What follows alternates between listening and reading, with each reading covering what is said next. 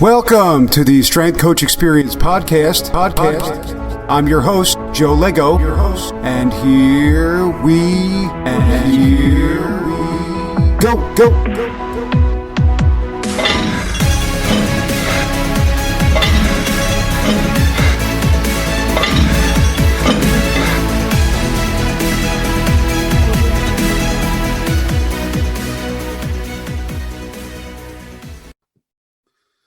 Welcome everyone to the Strength Coach Experience episode 9. Hope everyone's having a good weekend.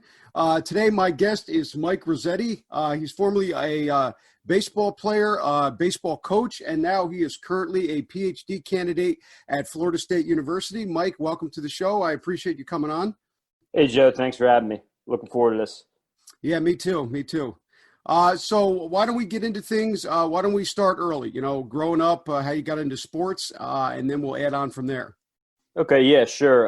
Growing up, I played all different kinds of sports. I played baseball, soccer, basketball, and then once I got into high school, I played a little bit of football as well. You know, my dad and my mom were both athletes, and growing up, my dad was a Division III national champ in wrestling. So kind of got into sports, just being around it, you know, big baseball fans, big football fans. And then once I got into high school, I was playing baseball, playing football, and I saw I was not very good at football. So kind of started to focus a little bit more on baseball. Once my junior year rolled around, I started to play baseball full time, basically 9-12 months a year, as much as I could get in. Well, that's great. Yeah, same thing kind of with me. I played everything growing up, and then, you know, at a certain point, you realize that it's kind of the end, or you're kind of just spinning your wheels there. So I ended up playing basketball, played baseball for a little while, but same thing, I'm sure, couldn't hit, and things started getting a little harder. So, but that's great. You know, you got narrowed down, but, you know, it just kind of naturally happened. So let's talk about after high school. You played in college. Let's talk about that a little bit and the transition from high school to college. Yeah, so, you know, I did the whole recruiting thing in high school and looked at a lot of schools and realized my talent was kind of either at the lower level Division I, Division II, or high level Division III. So I kind of narrowed down my schools, and I had some schools from each level that I really, really liked, and ended up going to Bloomsburg University, which is in central Pennsylvania, Division II school. I was a two-way guy in high school, but wasn't talented enough to hit at Bloomsburg, so I just pitched there. So transitioning into that, it was kind of, you know, I was an only child growing up, so my parents were always there. And then once I got to college, I was off on my own. So I got a little bit into, you know, the partying scene a little bit, and then I started playing. And I wasn't as successful as I would like to be early on, but I put in a lot of time, and then things started to pan out a little bit towards my junior and senior year. And once I made that transition into kind of putting the partying on the back burner, and then started to train a little bit better, started to take baseball a little bit more seriously. Our team started to improve. Other guys started to buy in and things like that. So once we got to, you know, my senior year and whatnot, we finally made a push towards conference playoffs, things that our university hasn't did since, I don't know, mid-90s, and this was 2007 or whatnot. So the transition into that was kind of nice. What would you say was the biggest transition going from high school to college baseball? Like, you know, you're in high school, you're performing at a high level, and then bang, you kind of end up in college, like you said, experience it too. You're a grown up, and there's to kind of be there for you to make sure you don't fall. So yeah, why don't we go into just the biggest transition in your opinion, playing high school baseball right into college and just in general? Yeah, I mean, high school baseball, you know, I'm sure you heard this before, you know, going into a college program, as the high school guy, you're always the big guy on your high school team, you know, or big player. And our high school team is good. I played with guys that played Division I ball, some guys that got drafted, some guys that played professionally. So, I mean, I wasn't always the best player on my high school team, but I was near the top, you know. And once you get into college, you know, every guy there is their best guy. So you're trying to prove yourself, cut your teeth. So every rep at practice is 100%. So the biggest transition is trying to compete every day at practice and trying to prove yourself instead of when you're already kind of proven.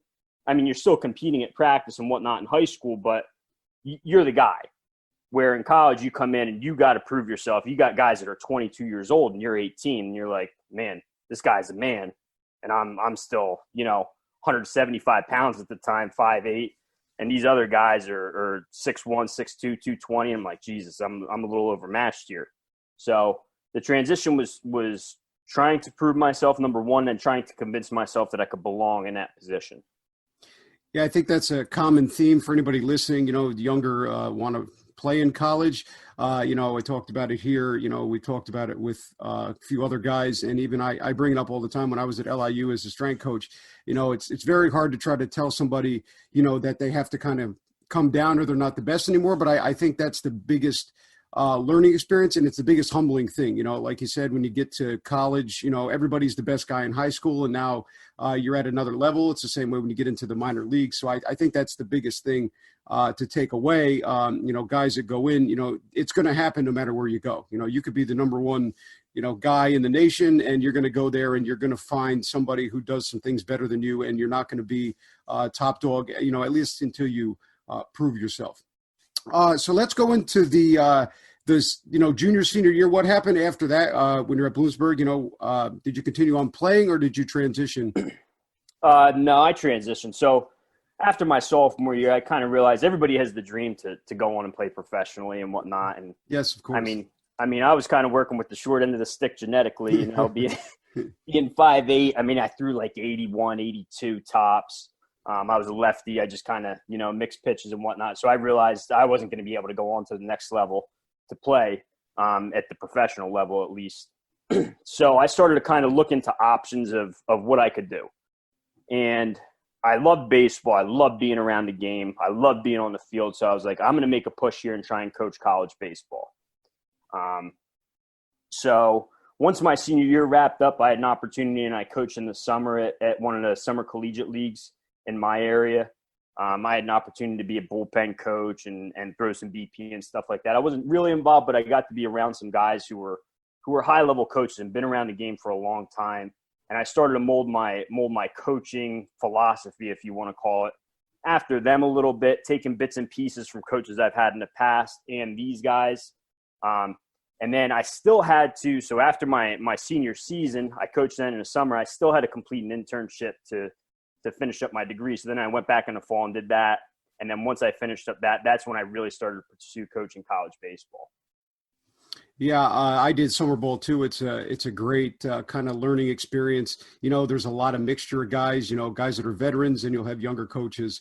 And I guess the energy there is a little bit more laid back, but it does get intense. And if you're going to perfect things or you want to get guys to buy in, you don't really have much time to do it. You get there and in a week you're starting to play. And again, we talked about going from high school to college, that transition in summer ball. Now you're the guy, everybody's from a college, everybody's from a different spot. So I think that's a fantastic learning experience. Where did you intern? Did you intern as a coach? I interned as a strength and conditioning coach at University of North Carolina, Chapel Hill. Okay. So I was down there working with the Olympic sports staff for the Tar Heels and got some good experience down there. How was the transition for you going from baseball player to coach to now in the, a little bit of strength and conditioning? Were you always interested in weights and things like that? Or was it something that just kind of came along as you were in college?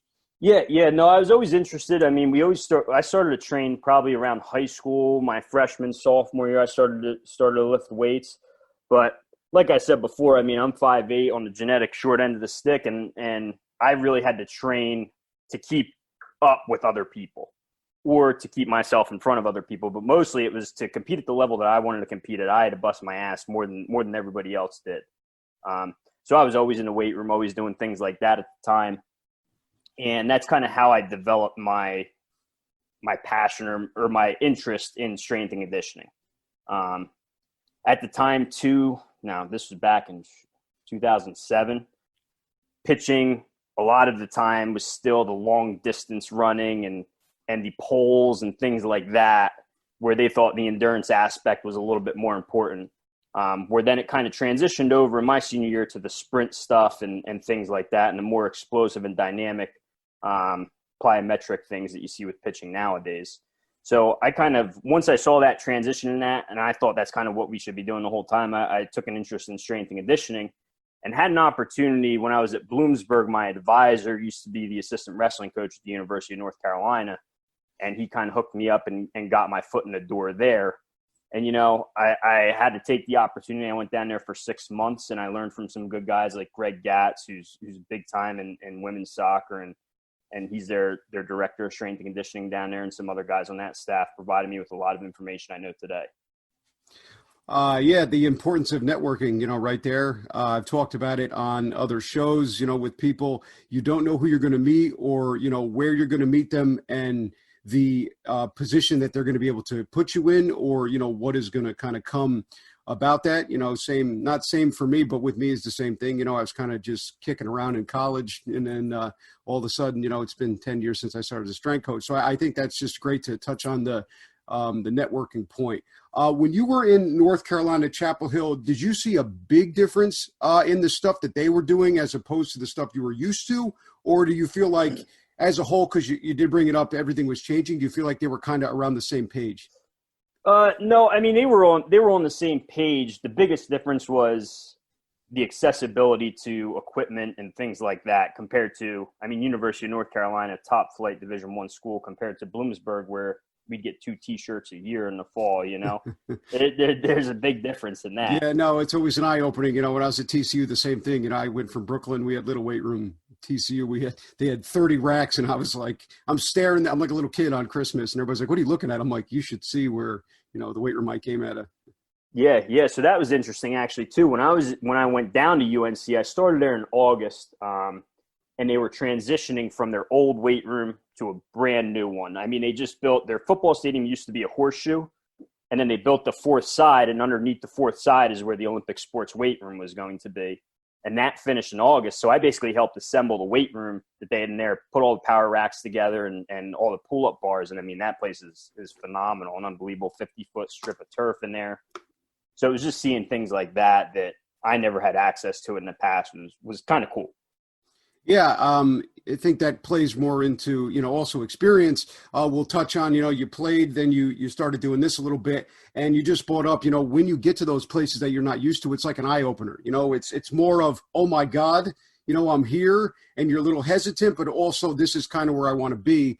And I think it's another great point to bring up that, if you want to become a strength coach or it's something you want to do, I think even if you don't want to be in Power 5, you don't want to be somewhere big, at least get to experience it, go there and just see how everything plays out. Because as Mike talked about, it's accessibility. Smaller schools have little weight rooms. You go to these bigger schools, it's like an airport hangar filled with weights and, there's just coaches everywhere and that accessibility and that ability to be able to go in there whenever you want. So let's talk a little bit about after you got done with the internship, where did we go after that? Yeah, so after I finished up my internship, I finished in December. So I was kind of in limbo as far as I was looking to go back to school potentially to get my master's degree or, I was looking a little bit into physical education at the high school level teaching, but eventually found out that I had to take like 2-3 more years of classes to get my certification in New Jersey, which is where I was at the time. So I was like, that's not a reality. Those certs are harder, some of the stuff that they want you to go through. Yeah. So I was like, okay, now I did my 6 months at North Carolina. There were aspects that I really loved about it, but there were aspects that I was like, this is not maybe the career path for me. As far as the hours, the pay, just getting your foot in the door. From being in strength and conditioning, how hard it is to get a job anywhere at a university. So I was like, maybe I need to shift more towards looking back into college baseball, which is where I wanted to be anyway from the onset. And I got a job coaching at a junior college up by us, Division III junior college. A guy I played for a little bit in high school, and that summer league team that we played for in high school, he was the head coach of that. So I ended up getting on his staff, got a lot of good experience there because he was more of a off the field recruiter type of guy. So I got a lot of on the field experience of how to do things, what not to do, and what things kind of worked with college age guys. So that was a good experience starting that. Yeah, I think, what you brought up with having to change kind of when you find out what strength and conditioning is really all about in the beginning. Luckily for me, I had no idea. I just kind of went with it, flew by the seat of my pants, and I was like, well, I'm going to make this work. But I'm happy that you found another direction, something that you were passionate about. But I think that's a big thing that happens in the field is a lot of people want to be strength coaches. They want to be at North Carolina. They want to be, in the major leagues. But what happens is, you kind of find out what you have to do, the things you have to go through, the amount of hours, and then, what you're going to be paid. Because at the end of the day, money doesn't matter, but you have to survive. And I think that is going to be forever a thing in the field, if you will, that needs to change, at least be able to live on those things, because a lot of times there are people that are great strength coaches and have a lot of knowledge. But when it comes down to it, they have to provide, and you have to be able to, bring some income in. And I think that's a hard thing to do a lot of times with strength and conditioning. So when you were at the JUCO level, what were some of the changes in JUCO? I know you played at a Division III going into JUCO. What did you notice kind of was a change in terms of those things? Well, there was definitely some more disciplinary stuff that had to be taken care of as far as guys. Yep. Not that stuff doesn't happen, at the Division II or Division I level. I mean, that happens all the time, especially when you're around baseball guys. Hey, but they made a Netflix series on JUCO for a reason, though. That's right. That's right. So it was different in the fact that there was a lot more of academic focus as well. So not only do we have guys, that were kickbacks from other schools where maybe they got into some trouble or whatnot, you also have guys that couldn't get into schools academically that are pretty talented players that could play Division II or Division I baseball, and they just couldn't crack it with their SAT scores or GPA in high school, whatever it was. So, I mean, you had to be on top of these guys, discipline-wise, academics, things that go on the field, rotations and stuff like that they have to be aware of, that you have to focus a little bit more on at that level, at least where I was at. I'm not saying that goes on everywhere, but at least where I was at compared to what we saw at Bloomsburg. Yeah. And I think that's a big thing in JUCO. I mean, you see it on TV. I mean, I played basketball there too. There is a lot of, kind of pressure to do academics because you want to go somewhere else. And also the time frame isn't there. You play one baseball season and you're a senior pretty much, so, you can't leave any stone unturned, and you have to make sure that you're getting all of your classes in, and it barely fits. It's not like you can stay in fifth year or something like that. You want to be able to get the 60 credits and get out in the 2 years or transfer as much as possible. So I think that is a big difference between the two. Just to backtrack a little bit, when you were younger playing growing up, were you a leader on the team? Like, did you always aspire to coach, or was that something that just kind of came naturally? I would say kind of once my sophomore or junior year rolled around of high school, that's when I started to kind of cut my teeth as a quote unquote leader. I was kind of I guess a mix between lead by example and lead vocally. I had guys that I played with that we would just be at the field all the time, all day. And, once we set that precedent of, we started off with 3 or 4 guys at the field, and we just be there hitting Saturday, hitting, throwing, fielding grounders, doing whatever we had to do. And then all of a sudden we get 5 guys, and then we get 6 guys, and then we get 7 guys. And then, we're working out every day as a team and doing things like that. So that's kind of where I guess my leadership started to develop. And that's where I kind of wanted to get into coaching from that. Yeah, that's a good story there, and it's great that you were able to get the guys going so early, and I think that's a great part of the experience and great part of making it, how you are today, because you're able to do that, where you're in high school. Because one of the things too we talk about, a lot of guys that come into college, they don't have that kind of drive, and I think that's one of the hardest parts as a strength coach. You see guys, especially freshmen, that come in that have loads and loads of talent, but they come from a place where, they just showed up to the field and they were hitting fourth and, pitching or playing shortstop. So I think that's something that everybody that wants to play, especially nowadays, should really look into, even if you're not a guy that doesn't want to lead or work hard, or, if you don't like being in the weight room. I think it's important to kind of ingrain that, because although, one of the biggest changes is, big fish, small pond when you first get there as a player, but also now we're adding strength conditioning in there, and it's going to be a part of your life, for as ever long as you're going to play a sport. So very important to get into that at a young age. So when you were in the JUCO scene, how long did you stay there, and what happened after that once you were done coaching there? Ooh, I was there for 1 season. So then I basically took a gap year. I was looking to go back to school and get my master's degree so I could finally pursue, coaching college baseball and whatnot. But I basically took a gap year. I taught in the middle school and coached high school baseball for a year. And then I went back to get my master's degree at East Stroudsburg University, which is in Pennsylvania. Okay. And Yeah. originally, Two, sorry. two guests ago, we interviewed the women's basketball coach. She's amazing. She's at East Oh, really? Stroudsburg. Yeah. Yeah. So I really like that university. Originally, I was looking to get my master's in physical education again to go teach, but they really didn't have a way for me to get in there as far as phys ed was concerned. And I knew the head baseball coach from there from playing against him in college. And I reached out to him. I said, hey, can you get me a graduate assistantship? And he says, I can't personally get you one, but my wife, she was the head of the exercise science department. He's like, reach out to her. You have an exercise science degree. Maybe she can take you into her program. And that's ended up what happening. So I went there to coach baseball and do my exercise science master's degree at the same time.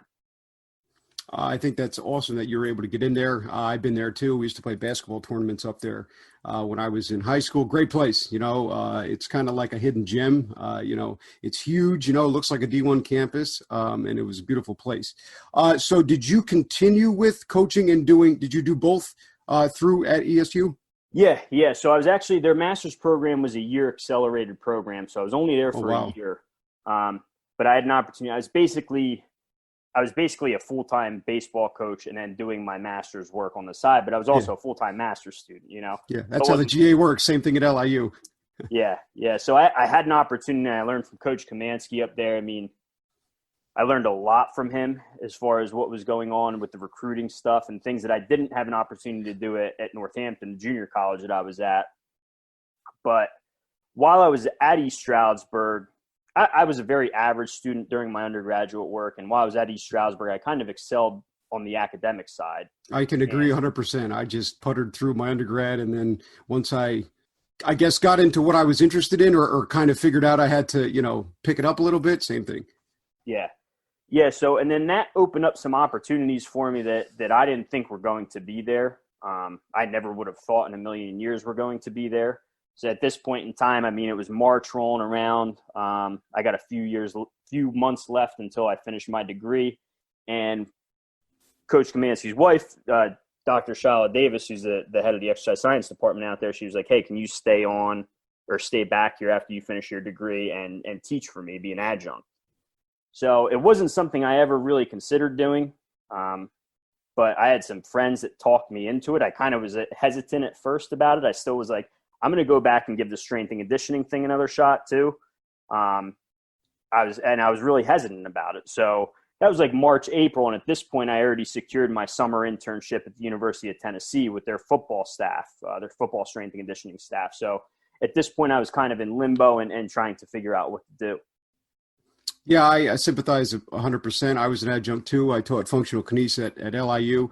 And same thing with me, not in a million years would I think I was going to teach, and then you're up there standing up in front of kids and you're teaching them the information and you were sitting in kind of the same spot and you're like, I hope I'm giving them, the right information, and it's a lot of stuff to go through. So let's go into did you end up going to Tennessee? I did. Yeah. So it was kind of still the contract situation for getting hired back at East Stroudsburg was still kind of up in the air. And I made a commitment to University of Tennessee pretty early. I want to say like January-ish. So I wanted to uphold that commitment, and see what kind of doors would open for me when I went down there. So I think I was down there for 2.5 months. I only needed 100 some hours. So I ended up putting in double that, but they only needed me for the summer. So that was what I ended up going down and doing. Okay. How was was there a difference between the things that they did at Tennessee and the things that they did at North Carolina? Was it a big change or? It was vastly different. I couldn't even begin to put it in words, how different it was from working with an Olympic sports staff at University of North Carolina to the football staff at Tennessee. I mean, number one, the atmosphere is a lot more tense in the football world. It seemed like, at least from the two experiences I had, where you go into work and there was no messing around. You were there to work and you were there to get stuff done. And I mean, there was I was the only internship at the time at the University of North Carolina, or only intern at the time at the University of North Carolina. And when I was at Tennessee, we had 4 other 5 volunteer interns. So No, I think that's a great story, and it's one of those things again, the experience.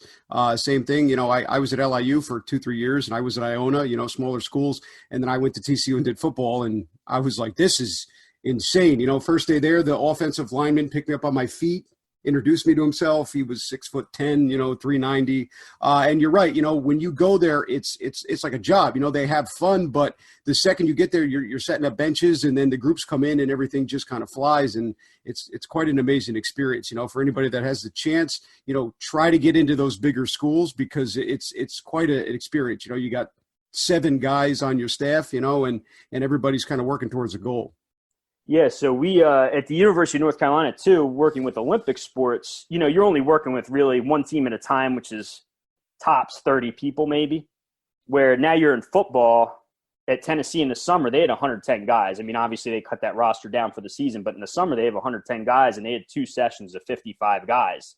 So you got 55 guys on 14 power racks, and you're trying to maintain the chaos basically, and get everybody on the same page. So that was another major difference between the two for me.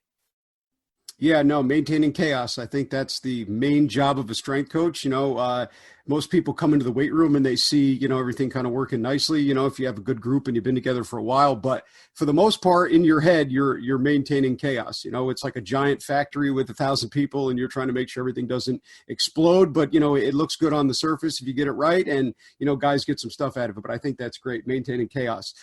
So what did you go after Tennessee? Did you end up going back to East Stroudsburg? I did, yeah. So I did end up going back to East Stroudsburg, and I taught as an adjunct there for 2 years. My first year was part-time, and then my second year was full-time up there, where I was primarily teaching strength and conditioning courses with like an exercise physiology lab mixed in there. So I was teaching, we had like power training of sport, which was basically teaching all the Olympic lifts and things like that. And we focused, kind of developed that course of getting kids ready for internships in the strength and conditioning world, where that was something really as an undergrad student I could have used, where it was just like, here, you're going to the University of North Carolina and you're getting thrown into the fire, and you have no experience coaching in the weight room or anything, where we prep these kids a little bit for what they're going to be looking for at internships, and, kind of things that they should be doing to further their progress in the field.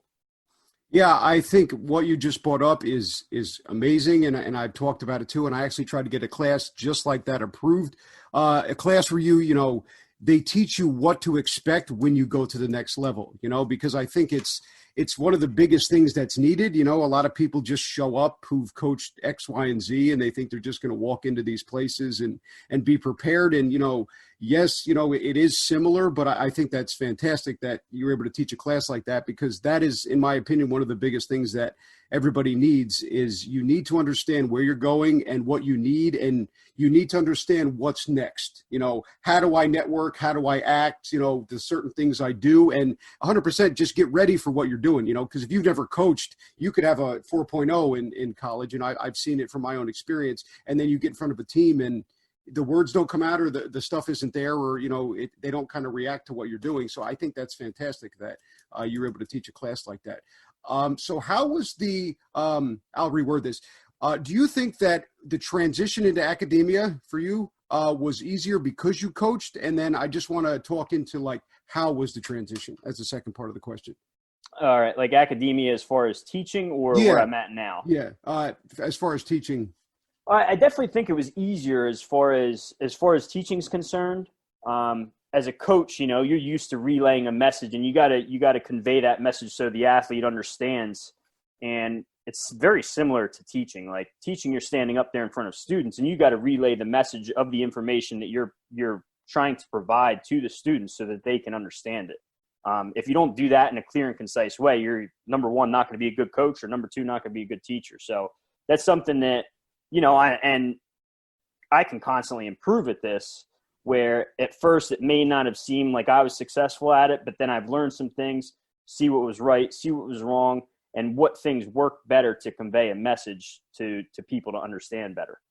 Yeah, I think what you brought up, clear and concise, goes in both realms. As a strength coach, you want to have a clear goal, and you want to present it in a concise way so that the guys can figure it out. Same thing when you teach. You have a lesson plan, that's your workout program, if you will, and then you want to present those things in a clear way and a concise way so the guys can understand it. And so you guys are on both the same page. And, I think it's very important because if you can know everything on the planet, if you can't explain it to somebody or you can't get guys to do it and believe in it, even as a teacher, then you're wasting your time, So I think it's very important, and it's great that you brought up that clear and concise.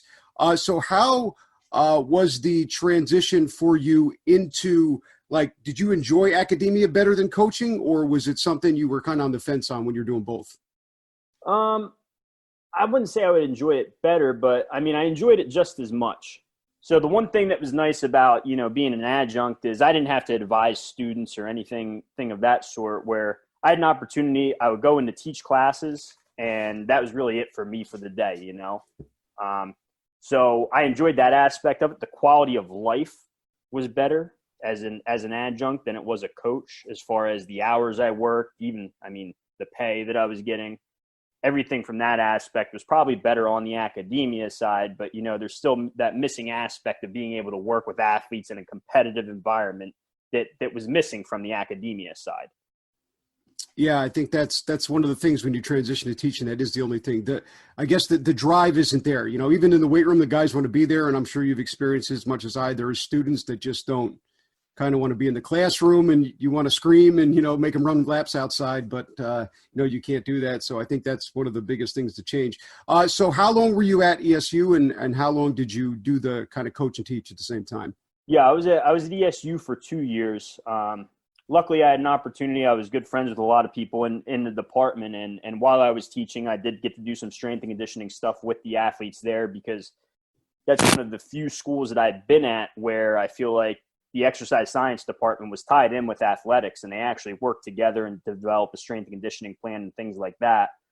So the guy that ran all the strength and conditioning stuff at East Stroudsburg, Matt Miltonberger, he provided me with an opportunity to work with the athletes there. So while I was there, I was just teaching classes and working with some athletes in the weight room and whatnot for about 2 years. That's great. I think it's important that the sports science department and the athletics are intertwined like that.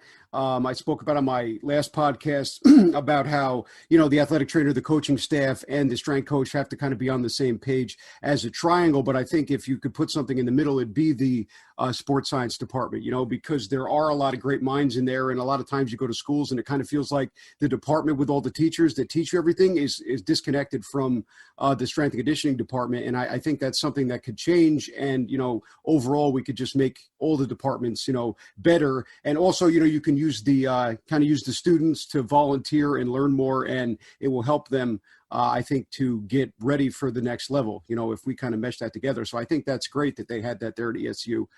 So let's go into, what made you start and go into the PhD realm?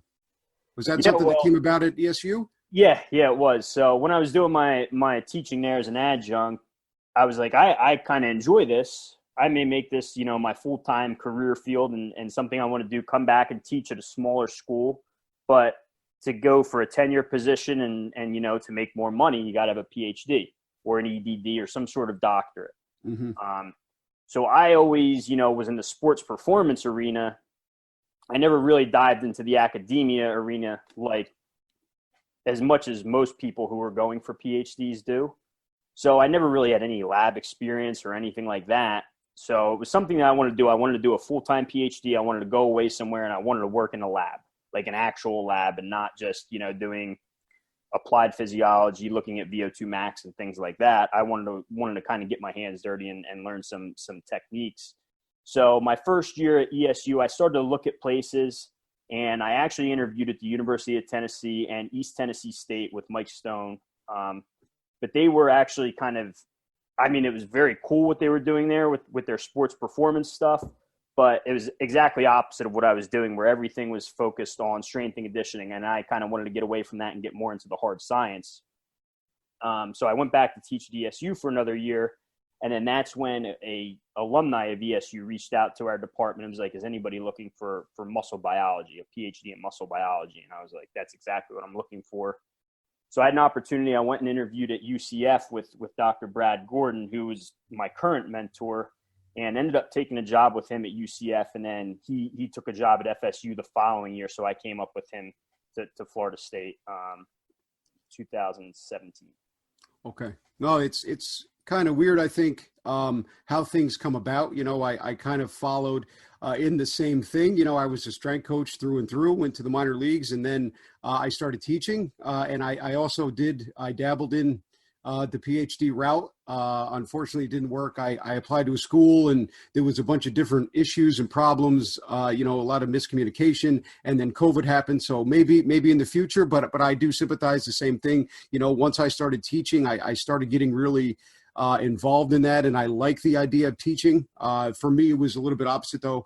I didn't want to do the lab stuff. I kind of wanted to stay on the lighter side, kine stuff, but still, it was up there because I do understand how that allure is, get into academics because it is great. It's like coaching, but now you're kind of able to go down the rabbit hole that you want, and then you can bring back the information and present that to your students. So I think that's great. So what do you think, in your opinion, are some of the things that need to change in the field? With all your experience through coaching and strength conditioning and now as a PhD candidate, what are maybe, let's say, top 3 things that you think should change in terms of strength conditioning and maybe in academia too, what we teach? Okay, strength and conditioning, I would say that number one, I think there needs to be more opportunity, or I don't know exactly how you go about doing this, but I think there needs to be a better opportunity for people at to least cut their teeth in the field. If the idea is out there, it will get going. Yeah, so obviously we need some more jobs for this to happen, but people need a better opportunity. As a starting strength coach, you're volunteering and working for beans, for years. And there's just no way that that's plausible for a lot of people. Like, you got to be a certain type of person to be able to do that successfully, and you got to be cut from a certain type of cloth, and that's not accessible for everybody. So, I mean, it's good in the sense of you get people that want to be there in the field, but it's also weeds out some people who are probably pretty good, I would imagine. Yeah, no, I sympathize. I mean, I interned for years and made nothing except for a cup of coffee, and I think that is one of the things, we have to somehow find a way to get money into everything. There is money, you'll see it on TV, the head guy here and the assistant there, but in those low-level transitions, a lot of people, I think they bow out early because you can't survive. Like you said, you need somebody that wants to get in there. You need a grinder. You need somebody with a strong mindset, but you also need somebody that has a little bit of income coming in from somewhere so that you can take your 2-3 years, to kind of get squared away. And I think one of the things is too, even if you have all those things, you might not necessarily get a job either. You could tear away and grind in long hours for 4 or 5 years, and then you come out and there might not be anything in there. So I think that is one of the things that certainly needs to change, just a better understanding of what you're getting into. And also I think that, we should be able to be paid what we're deserved. We go in, we get masters, we work long hours for free. We're with, countless teams changing countless lives. And then you come out and somebody offers you $15 an hour or $25,000. So, I think that is something that 100% needs to change. Yeah. And then another thing that you talked about a little bit before, as I think there needs to be a little bit more collaboration between the sports science department or exercise science department and strength and conditioning athletics. Now, I understand from a coaching aspect of just coaching the team, being a head coach, that's just another thing that you have to add into, that you have to worry about, if you want to call it that. But there should be some sort of collaboration, because in reality, the sports science people are only trying to help. But at the same time, those people got to run a program and they got to win games, especially at a high level, or else they're going to lose their job. So it's their livelihood at stake. So if we could make some sort of collaboration happen where, the head coaches realize that the sports science people are actually going to help them and benefit them, that would probably be better for both strength and conditioning and athletics. Yeah, that triangle we talked about, little dot in the middle, I think that is something, the collaboration, and this has been around forever. What you touched on before, 10 years ago when you started playing, you were running distance and doing sit-ups, and now, you're doing sprints and we're adding those functional things. So if we can change that fast, if you will, because in my opinion, I mean, I went to college in 2007 and I played basketball, and the stuff that I've done and the teams that I've seen, I mean, we've completely flipped around. We went from like 1950 to some futuristic stuff with a lot of stuff people are doing. So I think if we can do that from a science-based and from a programming-based standpoint, in the jump that the strength conditioning has made in the last 10 years, I don't think there's a reason why we shouldn't collaborate.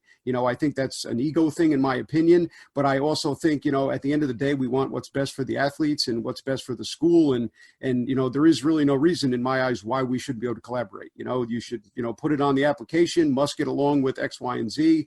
And, everybody just has to say, look, like you said, they're just there to help, and if you have somebody, like yourself in a lab doing different things on muscle biology, why wouldn't I, as a strength coach, want to go up there? You might say, hey, look, if you do X amount of reps or this prolonged thing for a certain muscle, it's going to tear or it gets stronger. Why wouldn't I want to know that in my programming? It's not like you're going to come down and start to over teach me, but I think it'd be great if, especially for me, when I was coaching, if I had somebody like you to go talk about those things, because those are the things that are going to make a difference. We've made so many advancements, I think, in the last 10 years as a field that, we all use the same thing, same exercises, same things of that nature. So, the next edge would be to dive into the biology and the anatomy and really see what happens and what happens with the engagement and the stamina, if you will. So as going into the academic field now, what would you like to see be taught more of, or what do you think would help more if we kind of added it to the ballot of classes being taught at exercise science universities? Well, once again, like we talked about earlier, there needs to be something, especially if you're strictly talking about people that are looking to go out in the strength and conditioning field. There needs to be something that prepares them for what they're getting into, as far as, number one, what to expect, technique. I mean, I'm trying to think back to my undergraduate work at Bloomsburg. I don't think we had any courses that taught technique in weightlifting. And there was something that I had to learn on my own. Just watching videos, watching guys on the internet and things like that as far as technique's concerned. And I had some other friends that were interested in strength and conditioning. So, we always talked about things like that, but we didn't have a course that taught technique as far as Olympic lifts. I mean, bench press, squat, deadlift, nothing. So I'd like to see some stuff like that, and then some stuff that would kind of prepare you for your internship and maybe some in-depth programming stuff, because every programming class I've had in the past has been like, cover it for a week and that's it, and then we move on. And it's just a very cookie cutter stuff where you don't talk about different things that can happen, where you got athletes who are, they're college kids. They're going to go out and drink and whatnot. Why are we waking these kids up at 6 a.m.? Let's maybe push it back to 9 or 8 if we can, to avoid them getting as little sleep as possible. So things like that, I think, need to be taken into consideration when designing a college course. Yeah, I think you hit it on the head with the drinking. We'll just take it. It's your independent variable, and I think one of the big problems is that everybody goes in a classroom, an office, and they come up with these wonderful programs, these textbooks, these charts.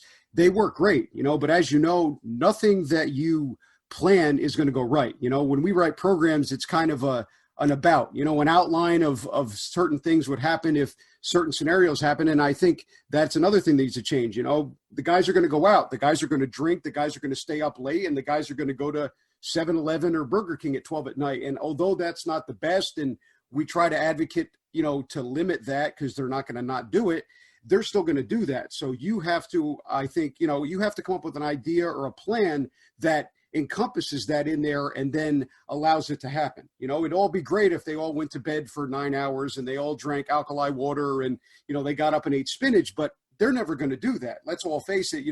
Everybody out there that thinks they all go home and they watch video of themselves and eat cottage cheese, you're nuts. And the higher up you go, the worse they eat, and the worst stuff they do. Not all of them, but that's just my opinion. So yeah, I think that, one of the things that you brought up and still a great point is, there needs to be stuff like that. People have to learn that it's in a textbook. We use everything as a guideline, but when we get into the weight room, okay, what's going to happen today that I'm going to deal with? And then is my program that I'm writing or my idea, can I deal with all these different things? And I think that's great because you have guys that come out textbook, doing scenarios, reading case studies. Those are my favorite. In the books, and then none of it happens or something crazy happens and they lose their mind, and I'll admit it, when I was starting out as a GA, if there was any problems, a person in the weight room, I lost my mind. Like I would scream. I had steam coming out of my ears just because, you want everything to be perfect. And then you realize that that's not something that's going to happen. So no, I think that's another great thing to be changed. So what do you think from your standpoint, bring it up because it's a big deal with COVID? How do you think this is going to change things? And do you think that, things are going to get better or kind of be worse for the guys with COVID? Well, we're kind of already starting to see how it's going to change things at universities as far as, I mean, you saw North Carolina shut down already. Mm-hmm. Trying to think, I saw another school. I can't remember it off the top of my head. Connecticut's done, and there was one more bigger school, but yeah, I can't. Yeah, but you're going to start to see that here in the next couple of weeks because our students just moved in down here. They start classes on the 24th. Even though most of them are remote, there is still an in-portion percentage of classes for labs and select lectures and things like that. So you're going to start to see things. I think you're going to start to see numbers rise initially just because everybody's back on campus now and it's unavoidable, the contact that you're going to have with it. But hopefully we can keep it under control. And you're starting to see things change in the athletic field as well. Obviously, the Big Ten canceled football, Pac-12 canceled football. But some other things are going on with the SEC, ACC as far as how they move their football schedule around. They're playing a conference-only schedule now. So if those things get off and we can kind of try to normalize things by spring, I think we should be okay. But obviously, I can't predict the future and sees how long this thing has dragged on already. It could be a while since we get back to normal collegiate athletics and strength and conditioning procedures and things like that. Mm-hmm. Has your approach to this year changed because of COVID? Like, have you done some extra things, because I'm sure you're going to be doing some stuff on Zoom. How has it impacted kind of you getting ready for your semester coming into it? Yeah, so I'm finished with all my classes. So all I'm doing now is finishing up my dissertation. So we shut down originally the week after spring break. Students were not allowed back on campus. So I had a study that was going on at the time. And then once all my animals were taken care of and all the tissues were collected, we were shut down from the lab for about a month. And then I finally got back in there. So I've been delayed. I was supposed to finish up in the summer, but because of COVID, now I'm delayed and won't finish up till probably December. But everything lately, besides wearing a mask at work, has been the same for me. I go in and, we're in a lab where there's not too many people around, and I kind of just go about my business. Yeah, no, I think it's a bigger change, but I'm happy, you're able to accommodate. But, touching on what you said before with the NFL, I've been watching the Hard Knocks and stuff like that. I don't know what's going to happen. Baseball, every couple weeks somebody catches something. I think it's going to be a very different experience. I mean, the guys that I talked about, who are in and playing, they like it because the amount of work is less. They're at the field for 2-3 hours and then they go home. But instead with college, they did shut it down. But I like I said, I don't know either. I'm interested to see what's happened. I think it's better for the athletes, not to get COVID, but just, the volume of things are going down. And I think it gives them more time to kind of concentrate on other things and just to make sure they're healthy, so we'll see. What's next for you? If we took out COVID, what's the next step for you? Obviously, I know that's a big deal, but let's, we'll move that out of the way. If tomorrow is gone, what's the next step? Yeah. So, I mean, I just got to finish up my PhD here, and then I'm looking to get back to a smaller university where I can teach and kind of start to implement some of those things we talked about with the strength and conditioning courses and things like that. If I have an opportunity to, I would really like to get down that path and then maybe do some coaching on the side, whether it's strength and conditioning, baseball, anything like that. I'd kind of like to get back and get my feet wet coaching a little bit again because I missed that aspect of my life. It's awesome, man. If anybody wants to, reach out to you, ask you questions, get your opinion, what's the best way to do that? Yeah, probably by email. My email is mike.rossetti, Rossetti, the number 1 @gmail.com. So mike.rossetti1 @gmail.com. I'm not very active. I have Twitter and social media and that stuff, but I'm not very active at it. I kind of just follow some things on there. So the best way is probably email.